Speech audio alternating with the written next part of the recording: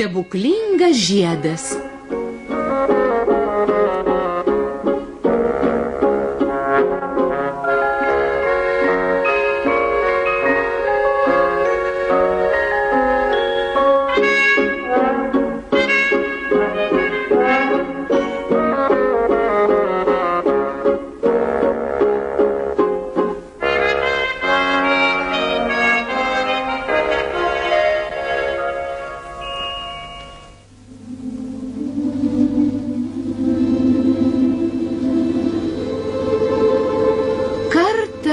Vienoje karalystėje gyveno gerasis Vania su motušėle. Gyveno jiedu labai skurdžiai. Namai jau seniai buvo nekūrenti, neturėjo ko ir valgyti. Tada Vania nutarė parduoti savo vienintelę kepurę ir motušėlės vardinėms nupirkti meduolių. Ir jis iškeliavo į turgų.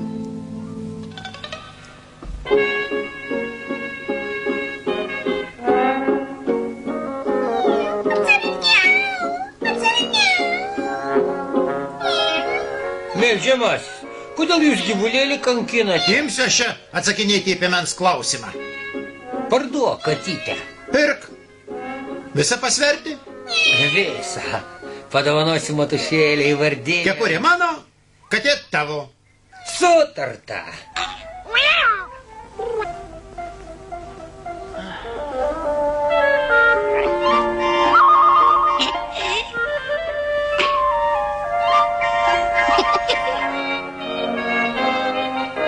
Motušėlę, aš katę nupirkau. Maša vardu. Čia tau dovana, vardinių proga. Jos ir veltui neimčiau. Tada Vania nusprendė paskutinius marškinius parduoti, miltų ir žuvų nusipirkti.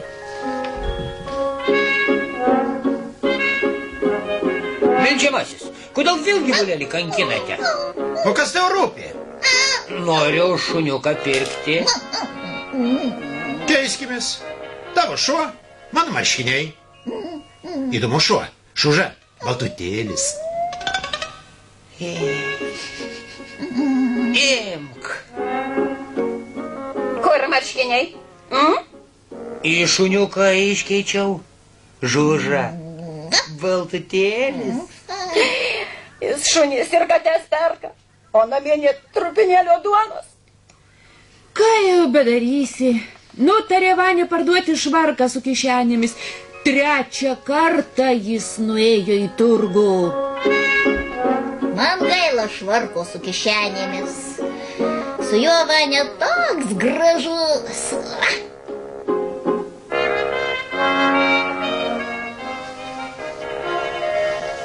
Valstietį, tai vis gyvulėlius parduodi? Va, gyvatę turiu. Pirk, matušėlį palinksminsi. Už švarką atiduosiu. Tik su kišenėmis.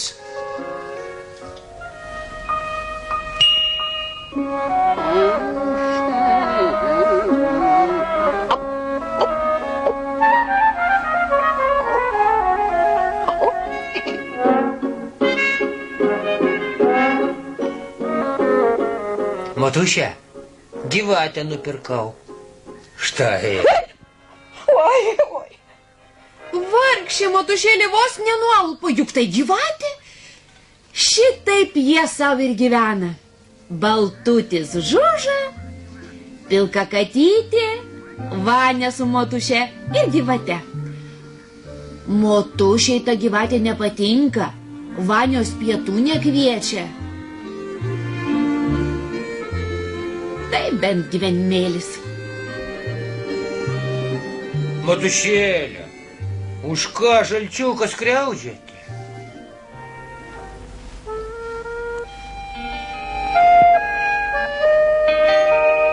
Из-за острова на стрежень, на простор речной волны выплывают расписные остроглазые челны.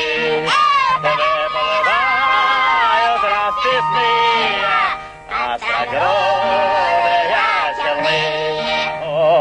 Острова на стрежень, на простор речной волны. Na, tėtuši, jūs nieko nesuprantate, juk ten Vania gerklę laiko. Mat, kaip klauso senas kelmas, į kažkokį piemenį įsistebeilijo.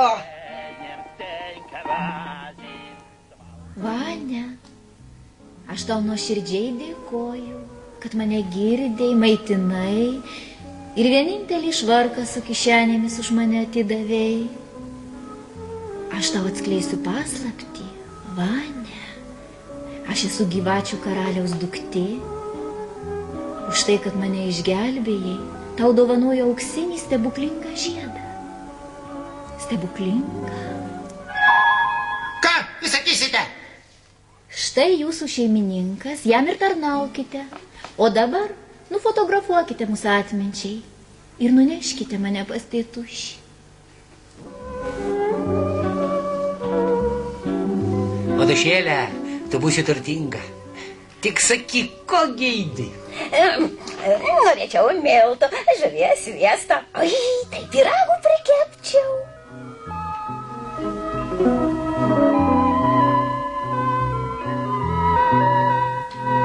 Ko pagiriauji, nauja šeimininkė? Miltų aruodą, cukraus, sviesto. Matušėlė, minkyt dešlą, nes per dieną pyragų neiškepsi. Kokie dar pyragai? Iš kurgi miltų gauti? Sapnuoja ką? Pabos, kai kiklėti viską pamatysi.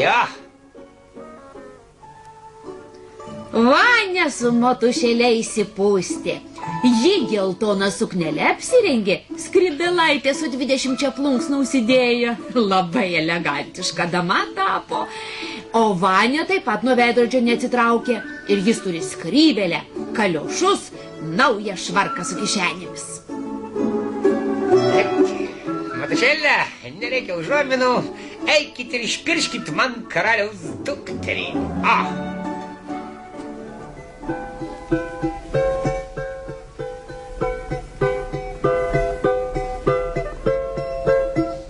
Vania, aš dabar esu kilni dama, madingai pasipuošusi. Tik ar ne per dideli tavo norai, ar neužtektų tavo generolo dukters? Eik piršti, neplepėjus.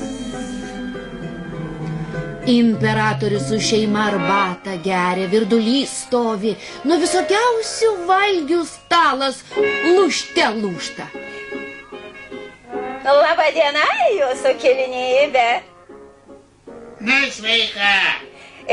Jūsų prekė, mūsų pirklys. Atiduokite savo Uljaną mano sūnui Vaniai. Ho, dar ko, jaunikis mat atsirado. Kas jis toks? Princas iš kokios šalies? Iš jūsų šalies, tik jis ne princas. Tai gal jis kapitonas? Ir ne kapitonas, bet galvelę turi.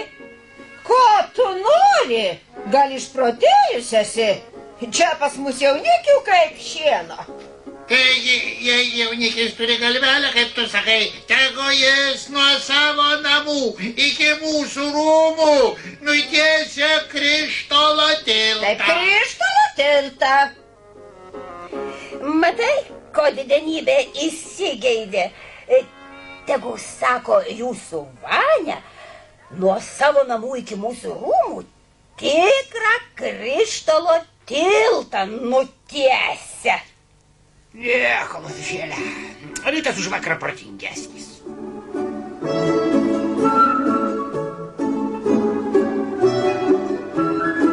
Ko reikia, šeimininkė?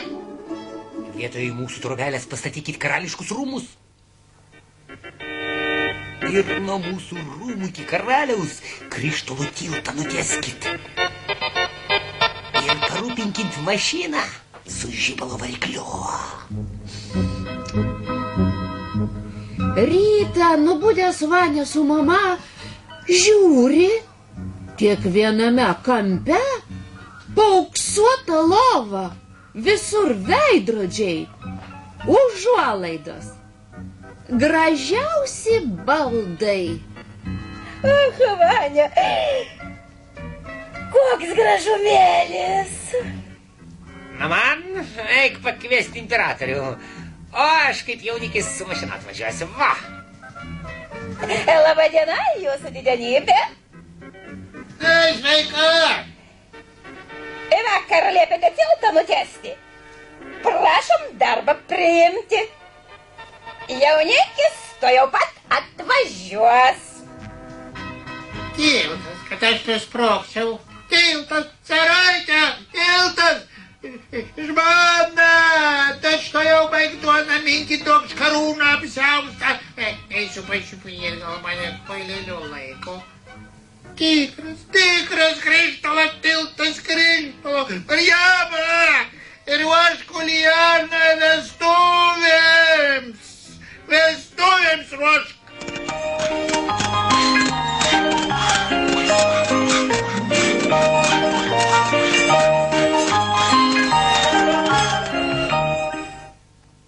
Prašom jūsų didenybę su žmona ir dukterimi važiuoti. Atidaryti judėjimą, taip sakant. Va! Aš neprieštarauju. O, aš nevažiuosiu šitą mašiną. Iš proto galima išeiti. Dar į upę įkrisime. Žmona, nedaryk gėdos, sakau, lipk į karietą. Lipk.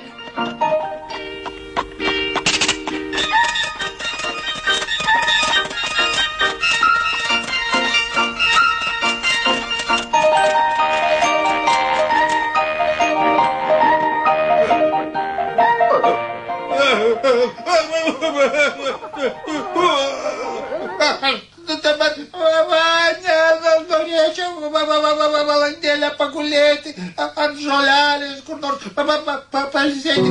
Vania, vežk atgal. Vestuvės buvo šaunios. Visos iškilmės buvo aprašytos laikraščiuose. Jaunieji į Vanios namus nuvažiavo. Tik karalaitei Vanios nereikėjo. Užsienyje ji gerbėją turėjo. Vania gavo iš žmonos tokia giltinė.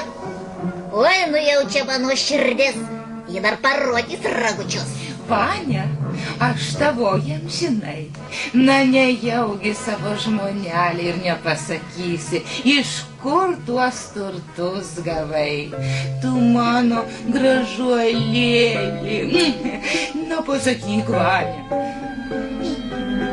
Ir Vania išplėpėjo stebuklingo žiedo paslaptį. Tu į Ulianą prikibo kaip piktas pinigas.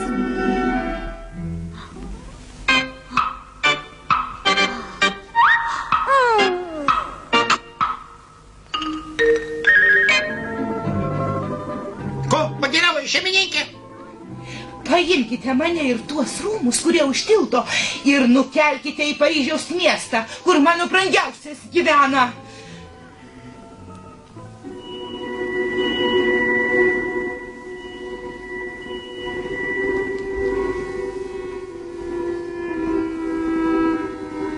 O caras išėjo rytą prie upės pasivaikščioti. Žiūri, tilto kaip nebūta. O kur tiltas? Nėra tavo tilto. Klausiu, kur mano tiltas? Vania už vagystę pasodino į kalėjimą. Tai gerasis Vania belangėje sėdės, o Ulianka po Paryžių vaikštinės. Greičiau bėgam stebuklingos žiedų ieškoti. Ir nužingsniavo į Paryžių. Keliavo gūdžiais miškais, plačiomis stepėmis, aukštais kalnais. O pakeliui miestuose koncertus rengė ir didelio pasisekimo susilaukė. Taip ir pasiekė Paryžių.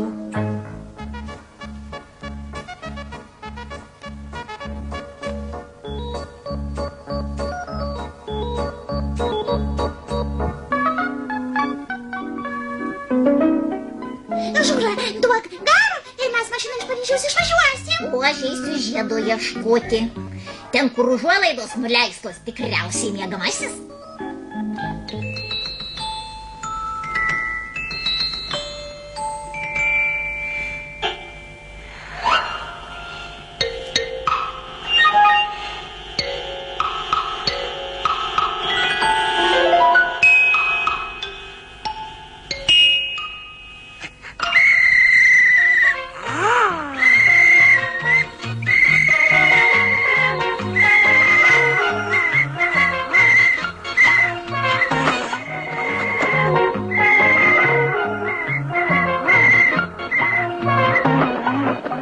Su šuneliu nuo kojų nusivarė. Iš Paryžiaus iškeliavę be poilsio iki namų lėkė, lėkė, lėkė.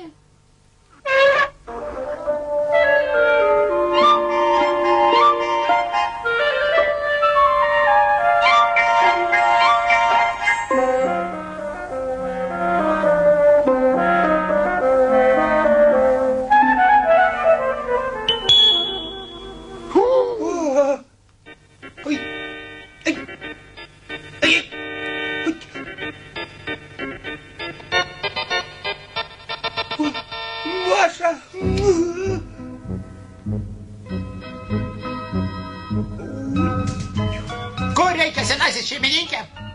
Mano rūmus ir tiltą iš Paryžiaus į seną vietą atneškit ir pastatykit. O Ulijaną grąžinkit tėvams. Daugiau į man ne žmona. Ne žmona. O.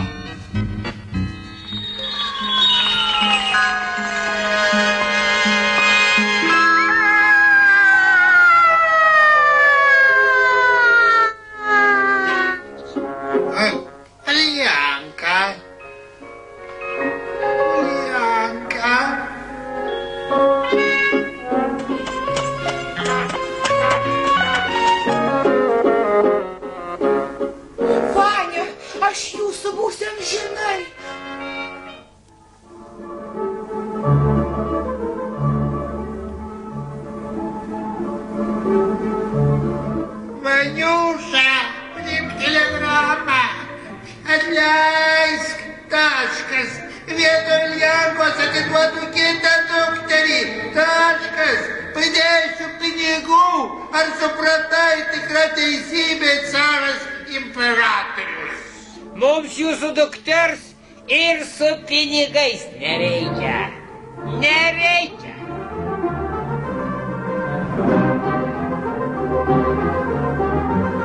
Ir vedė Vanę kaimo mergaitė. Gera žmona ji buvo.